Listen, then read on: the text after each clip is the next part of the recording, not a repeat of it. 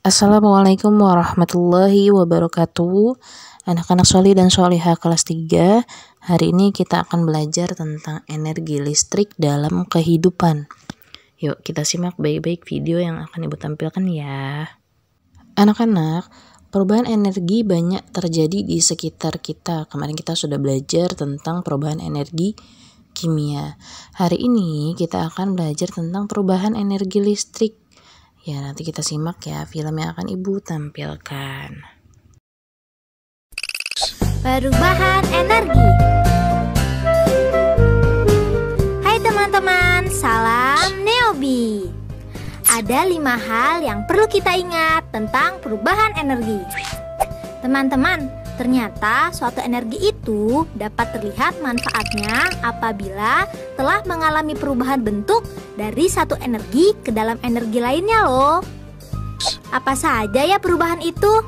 Yuk kita bahas satu persatu. Pertama, energi listrik menjadi energi panas. Teman-teman, energi listrik ini dapat diubah menjadi energi panas loh.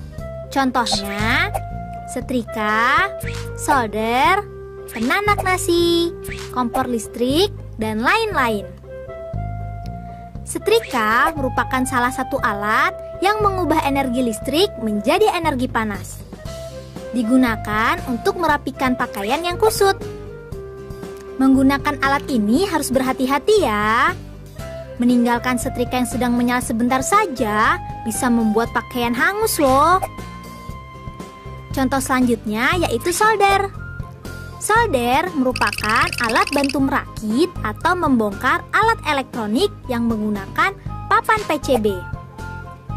Solder listrik digunakan untuk menyambung kabel kecil pada hubungan yang terputus. Solder biasa digunakan oleh tukang reparasi TV, tukang reparasi radio, tukang servis komputer, dan lain-lain. Penanak nasi juga merupakan contoh energi listrik menjadi energi panas. Penanak nasi ini dapat memasak beras sehingga menjadi nasi loh. Caranya, masukkan beras yang sudah dicuci dengan air secukupnya. Lalu tutup penanak nasi. Nyalakan tombol pemasaknya. Lalu diamkan sampai terdengar bunyi klik. Dan nasi telah siap disantap. Kompor listrik merupakan alat elektronik yang mengandung kumparan yang dapat mengubah energi listrik menjadi energi panas. Kompor listrik digunakan untuk memasak air, sayur, dan lain-lain. Yang kedua, energi listrik menjadi energi gerak. Energi listrik juga dapat diubah menjadi energi gerak loh. Contohnya, kipas angin, mesin penarik air, bor listrik, gergaji listrik, dan lain-lain. Kipas angin adalah alas listrik yang digunakan untuk menggerakkan udara. Biasanya digunakan saat udara sedang panas. Di dalam kipas angin terdapat dinamo, yaitu alat yang dapat mengubah energi listrik menjadi energi gerak. Kipas angin juga sering dipakai untuk mendinginkan mesin komputer loh. Mesin penarik air. Alat ini juga mengubah energi listrik menjadi energi gerak. Dari energi gerak ini dimanfaatkan untuk menyedot air yang ada di dalam tanah untuk dapat naik ke permukaan. Alat selanjutnya yaitu bor listrik. Mata bor berbentuk runcing ini terbuat dari besi. Tidak hanya mampu melubangi kayu saja, tetapi juga bisa melubangi tembok loh. Contoh lainnya adalah gergaji listrik. Gergaji listrik digunakan untuk memotong kayu dan juga untuk menghaluskan kayu. Yang ketiga, energi listrik menjadi energi cahaya. Energi listrik juga dapat diubah menjadi energi cahaya teman-teman. Contohnya, lampu, monitor komputer, dan lain-lain. Lampu sangat dibutuhkan manusia untuk penerangan. Lampu sangat beragam. Ada jenis lampu TL, lampu LED, lampu pijar, dan lain-lain. Lampu pijar pertama kali ditemukan oleh Thomas Alva Edison. Contoh selanjutnya yaitu monitor komputer. Monitor komputer didesain untuk dapat mengubah energi listrik menjadi energi cahaya. Monitor komputer ada yang berbentuk tabung, ada juga yang LCD. Yang keempat, energi listrik menjadi energi suara. Teman-teman, energi listrik juga dapat diubah menjadi energi suara loh. Contohnya pada radio, televisi, handphone, dan lain-lain. Radio, alat ini dapat mengubah energi listrik menjadi energi suara. Radio digunakan untuk mendengarkan berita atau musik. Radio beragam bentuknya, ada yang kecil dan ada yang besar. Televisi merupakan alat yang dapat mengubah energi listrik menjadi energi suara dan cahaya sekaligus.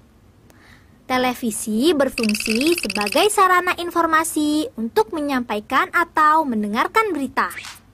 Selain itu, berfungsi juga sebagai sarana hiburan, sarana berkumpul dengan keluarga, dan lain-lain. Handphone. Alat ini juga dapat mengeluarkan suara, hasil pengubahan dari energi listrik. Manfaat handphone banyak loh. Salah satunya untuk berkomunikasi, mencari informasi, hiburan, membayar tagihan, dan lain-lain. Yang kelima, energi listrik menjadi energi kimia.